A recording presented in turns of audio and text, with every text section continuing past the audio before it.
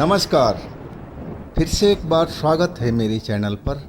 मैं हूँ राज, आप देख रहे हैं हाईवे 33। दोस्तों, अगर आपके पास भी कुछ हॉरर स्टोरी है या आपके साथ में कोई घटना घटी है, वो स्टोरी आप मुझे शेयर करना चाहते हैं तो आप मेरे व्हाट्सएप नंबर पर भेज सकते हैं या फिर मेरे इंस्टाग्राम पर। दोस्तों, आज की जो घटना हमें भेजे हैं उनका नाम जितेंद्र है। जितेंद्र जी का ये घटना 2003 की है। जितेंद्र एक ट्रक ड्राइवर हैं और वो यूपी से झारखंड गए थे अपना ट्रक लेकर के। तो क्या हुआ था उनके साथ में, चलते हैं उनकी इस कहानी में।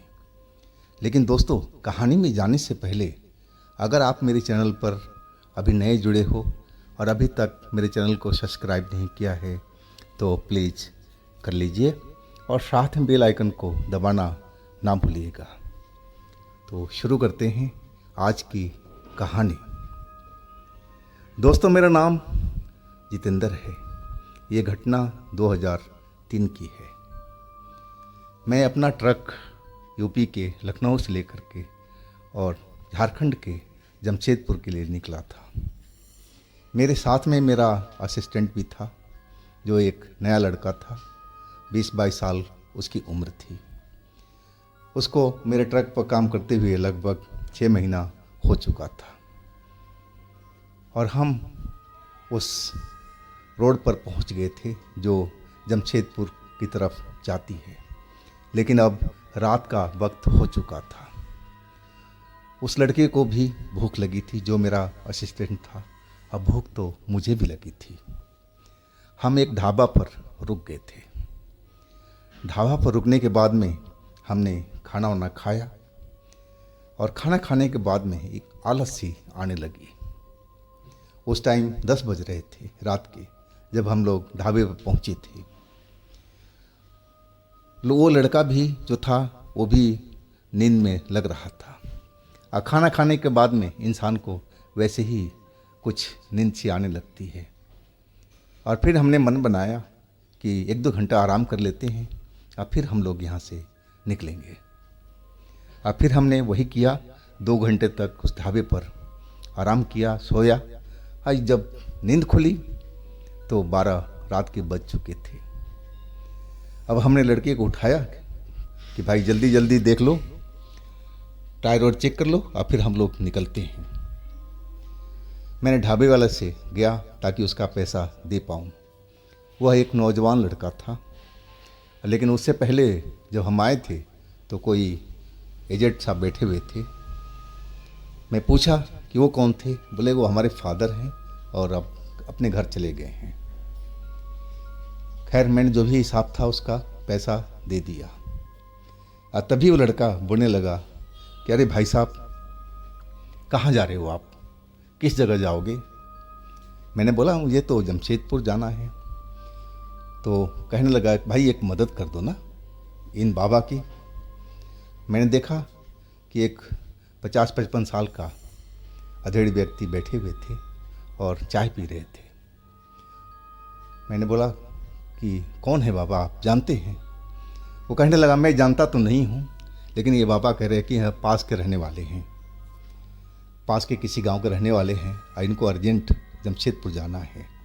और तभी इस ढाबे पर आस में आ गए हैं कि यहाँ ट्रक वाले रुकते हैं, किसी न किसी ट्रक में प्रबंध हो जाएगा इनका जाने का। तो आप लेन देन का, किराए का इनसे बात कर लो। अगर आप ले जाना चाहो तो ले जाओ, कोई ज़बरदस्ती नहीं है। उस लड़के ने साफ शब्दों में कहा था। और वैसे भी हम ट्रक वाले रात के टाइम में किसी को लिफ्ट नहीं देते, ना किसी को बिठाते हैं। लेकिन वो बाबा 55-60 साल के आसपास के थे। देखने में बिल्कुल शरीफ सा, सफ़ेद कपड़ों में थे और गले में एक माला सी पहन रखी थी। देखने में लग रहे थे कि वो धार्मिक व्यक्ति हैं। तो उनसे हमें कोई तकलीफ़ भी नहीं थी और एक बुज़ुर्ग थे तो इज्जत करना तो हमारा फ़र्ज था। मैं कहने लगा कि नहीं, पैसे की बात नहीं है, पैसा तो आता जाता रहता है, सिर्फ मैंने बाबा से पूछा कि बाबा कहाँ जाओगे आप। वो कहने लगे कि बेटा जमशेदपुर जाना है। मैंने बोला आपको बस नहीं मिली थी। बोले बेटा देर हो गया था, अब बस वाले हमारे स्टैंड पर रोकते भी नहीं हैं, तो मैं जब भी जाता हूँ इसी होटल पे आ जाता हूँ और यहाँ से कोई न कोई ट्रक मुझे जमशेदपुर पहुँचा देता है। मैं पूछा वहाँ पर कौन है आपका। वो कहने लगे मेरी बेटी है और बेटी के पास मैं मिलने जा रहा हूँ। अब तो कोई शक सुबह वाली बात थी नहीं। मैंने उनको बिठा दिया ट्रक में। अब फिर हम अपने रास्ते पर निकल लिए।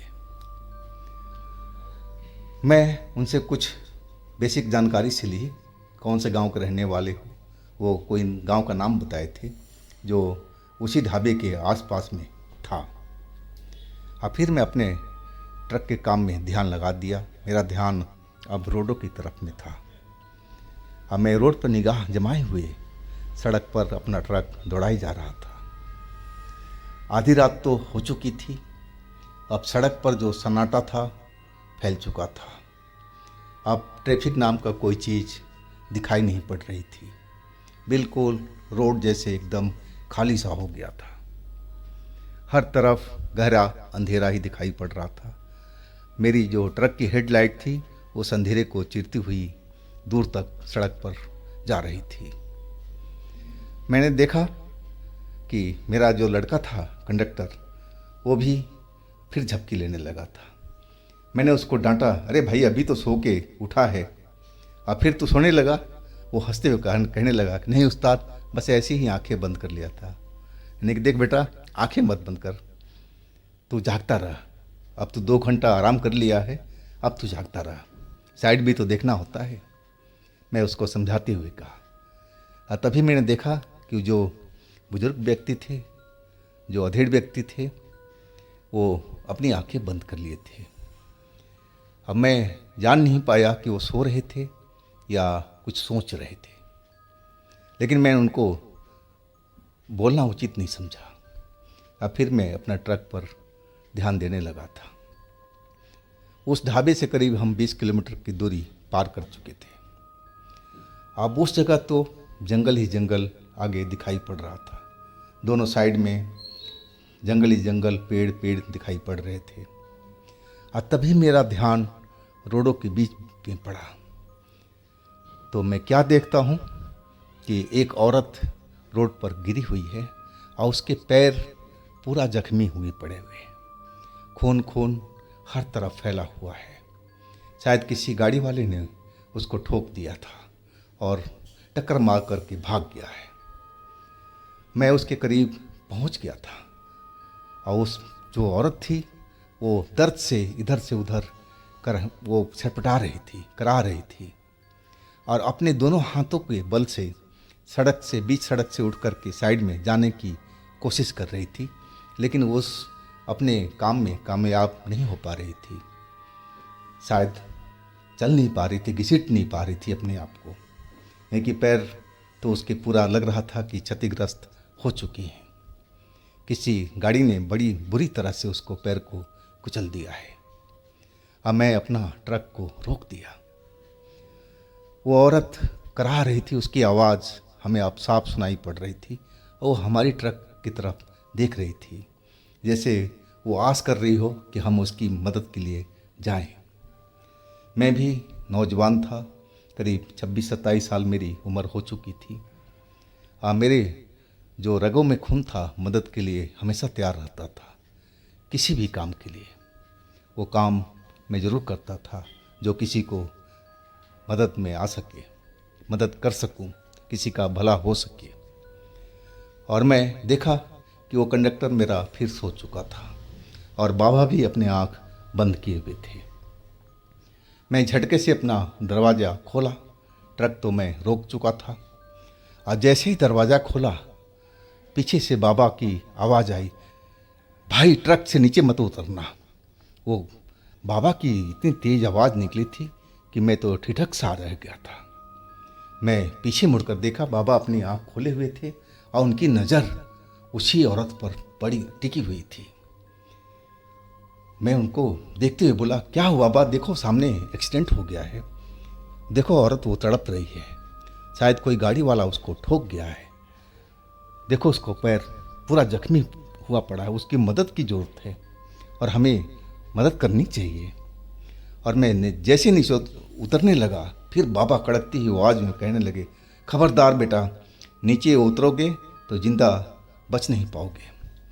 वो औरत तुम देख रहे हो ना, उसका स्वांग है, वो कोई औरत नहीं है नॉर्मल, वो एक चुड़ैल है और वो स्वांग रच रखी है ताकि तुम उसके जाल में फंस जाओ, और इसलिए तो ये स्वांग रची है। ये बात सुन कर के और समझ कर के मैं तो दंग रह गया था कि आखिर ये बाबा कहे तो क्या क्या कह रहे हैं। ऐसा भी हो सकता है क्या? एक नॉर्मल सी देखने वाली औरत और सड़क पर घायल पड़ी है और ये बाबा कह रहे हैं कि वो नॉर्मल औरत नहीं है, वो एक चुड़ैल है। ऐसे कैसे संभव है? मैंने बाबा को बोला, बाबा आप गलत कह रहे हो, उसकी तरफ ध्यान से देखो, कहीं से भी चुड़ैल नहीं लग रही है।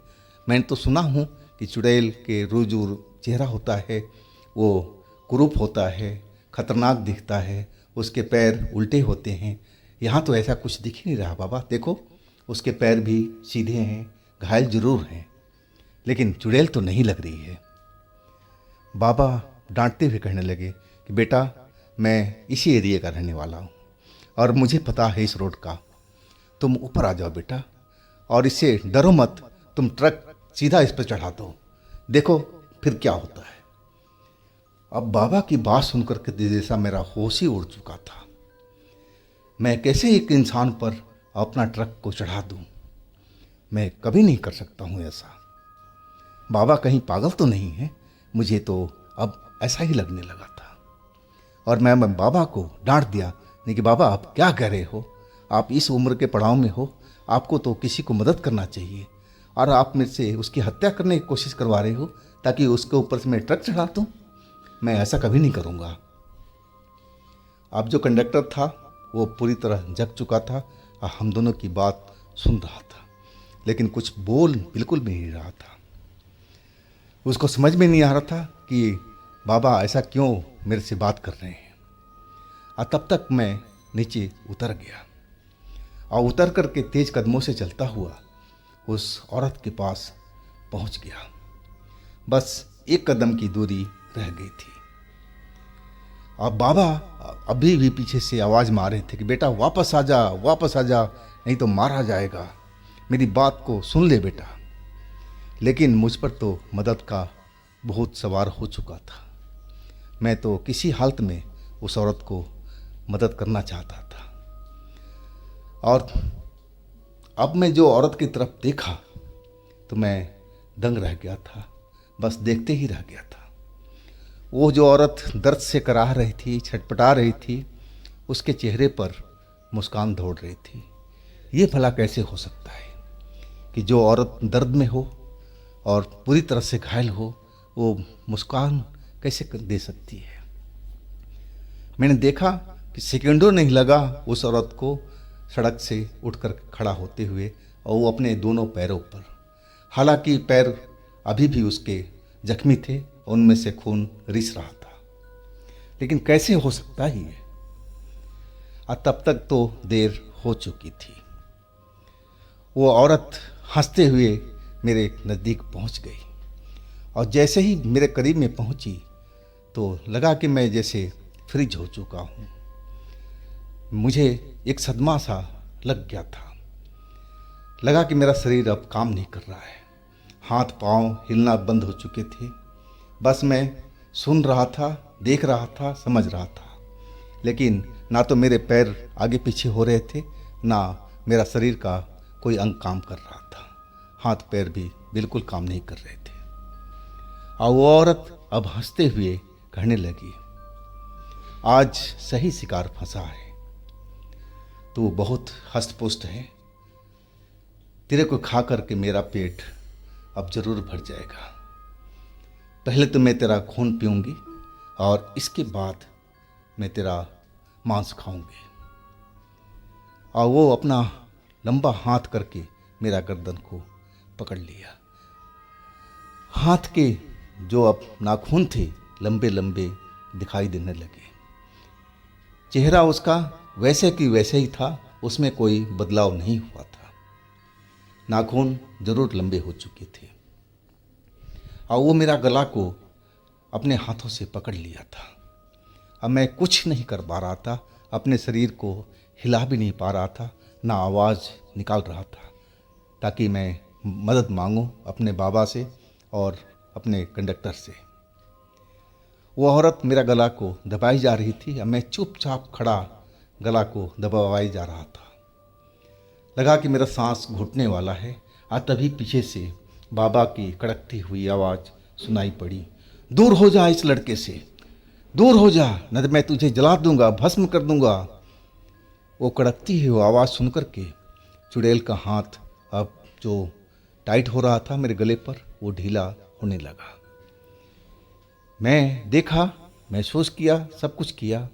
देख रहा हूँ कि बाबा अब हमारे पास में आ चुके थे और अपना गले से माला निकाल करके आगे कर लिया था और कोई मंत्र को पढ़ते जा रहे थे और मंत्र पढ़ते हुए ज़ोर ज़ोर से आवाज़ भी निकाल रहे थे। उस मंत्र की शक्ति थी, ताकत थी कि वो चुड़ैल मेरा गला को छोड़ना शुरू कर दिया और वो गुस्से में उस बाबा को धमका रही थी कि तू भाग जाए यहाँ से, ये मेरा शिकार है, मैं इसको ज़रूर मारूंगी, इसका मांस को खाऊंगी, तू मेरा शिकार को छुड़वा नहीं सकता, तू भाग जा यहाँ से, अपनी जान को खैर मना रहा है तो यहाँ से निकल जा, मैं तुझे बकस दूंगी, अभी भी मौका है। उस बाबा को धमका रही थी। मैं अंदर सब कुछ महसूस कर रहा था। मेरा अंदर से पूरा मन जो था डरा हुआ था, शरीर डरा हुआ था, कांप रहा था, बस ऐसे ही। लेकिन बॉडी जो थी वैसे की वैसे ही, किसी जैसे मूर्ति हूँ मैं, सीमेंट का मूर्ति हूँ, एकदम जमा हुआ। बॉडी में कोई रिएक्शन नहीं हो रही थी, जैसे लग रहा था कि उसने कोई जादू टोना मेरे ऊपर कर दिया है। तभी बाबा फिर वो मंत्र को ज़ोर ज़ोर से पढ़ते हुए जा रहे थे। मंत्र की शक्ति से वो अपना हाथ मेरे गले से छोड़ दिया और पीछे की तरफ जाने लगे। बाबा जितने तेज तेज मंत्र पढ़ते थे वो पीछे की तरफ होती जा रही थी और बाबा को गालियाँ बकती जा रही थी। वो उनको देख लेने की धमकी दे रही थी कि तेरा भी नंबर आएगा, मैं तुझे भी नहीं छोड़ूंगी। मंत्र की शक्ति थी और वो पीछे हो गई, सड़क के किनारे पहुंच गई थी। और बाबा अब मेरे सर पर हाथ रखे और जैसे ही हाथ रखा मैं अपने होश में आ चुका था। और होश में आते ही मेरा शरीर पूरी तरह से कांप गया और डर के एक ऐसा झटका लगा था कि मैं सड़क पर गिर गया था। और तभी कंडक्टर दौड़ करके आकर के मुझे उठा लिया, सहारा दिया, भैया आप चलो गाड़ी में चलो, जल्दी चलो। लेकिन मैं तो जैसे कदम मेरा जाम हो गया था, मतलब मैं डरा हुआ था, डर लग रहा था। और बाबा मेरे सर पर हाथ रखे हुए थे और मंत्र को जाप करते जा रहे थे। अब मैं कहा जाए तो मैं पूरी तरह से होश में आ गया था और तब मैं उठ करके खड़ा हुआ था और जल्दी से हम ट्रक के अंदर आ बैठे थे और ट्रक मैंने स्टार्ट कर दिया था। लेकिन बाबा अभी भी नीचे खड़े थे बीच रोड पर, जहाँ वो चुड़ैल ने अपना स्वांग रचा था, अपना जाल फैलाया था। हम देख रहे थे दोनों आदमी ट्रक के अंदर से। वो जो चुड़ैल थी अब धुआं जैसे बदलने लगी थी और देखते ही देखते वो धुआं में गायब हो गई और धुआं अब दिखाई देना बंद हो चुका था। अब फिर वो बाबा वापस ट्रक में आए और मुझे बहुत सुनाई कि बेटा मैं तेरे को समझा रहा था, तुझे समझ में नहीं आ रहा था। वो चुड़ैल तुझे जिंदा नहीं छोड़ती, वो तुझे मार देती। उसने यही करती है, ये ऐसी स्वांग करके ये लोगों को फंसाती है। ये सिर्फ अमावस्या के रात को करती है अब तो हम बोलने के काबिल नहीं थे, एकदम डरा हुआ पूरा शरीर था। अब हम कैसे भी चाह रहे थे कि उस जगह से जल्दी से निकले, और वही हमने किया। कांपते हाथों से अपना ट्रक चलाता हुआ उस जगह से हम आगे निकलते गए। अब गाड़ी में, ट्रक में सब खामोश बैठे हुए थे, चुपचाप। लेकिन मैं देख रहा था कि बाबा अपने हाथ में माला को फेर रहे थे और अपने मन में ही शायद वो किसी मंत्र का जाप कर रहे थे। उस जगह से करीब करीब हम बहुत आगे निकल आए थे, और तभी बाबा बोले, देखो आगे में चल कर के बाएं साइड में एक ढाबा है, वहाँ पर बेटा गाड़ी रोको और हम चाय पानी पी करके और तब आगे की तरफ बढ़ेंगे। अब जो मेरा डर था वो कम हो चुका था। मैं पूछ बैठा कि बाबा, क्या आप उस चुड़ैल को जानते थे? वो हंसते हुए कहने लगे, अरे नहीं बेटा, वो को मेरे कोई रिश्तेदार है कि मैं उसको जानूंगा। हाँ, इतना ज़रूर जानता हूँ कि इस रोड पर वो अपना आतंक ऐसे ही फैलाई हुई है, और अमावस्या की रात को ही उसका पावर बढ़ा होता है। और दिनों में वो नॉर्मल रहती है, लेकिन लोगों को ज़रूर परेशान करती है। उसके अंदर में, शरीर में घुस जाती है और अंदर ही अंदर वो खून पीती है। कई लोग भाग्यशाली हैं तो बच जाते हैं और कई लोग मारे जाते हैं। तो ऐसा ही है बेटा ये औरत, ये चुड़ैल काफ़ी दिनों से इस रोड पर दिखाई पड़ रही है, लेकिन खास करके अमावस्या की रात को ये ज़्यादा ही पावरफुल हो जाती है। अब मैं समझ चुका था कि वाकई में चुड़ैल बहुत खतरनाक थी। अगर बाबा मेरे साथ में नहीं होते उस रात को, तो शायद हम लोग दोनों में से कोई बच नहीं पाता। वो चुड़ैल हमें ज़रूर शिकार बना लेती। वो तो हम भाग्यशाली थे कि हम उस ढाबे पर रुके थे और साथ में बाबा मिल गए थे। तो दोस्तों, ये थी आज की कहानी। अगर आपके पास भी हो तो आप मुझे इंस्टाग्राम पर या मेरे व्हाट्सएप नंबर पर शेयर कर सकते हैं।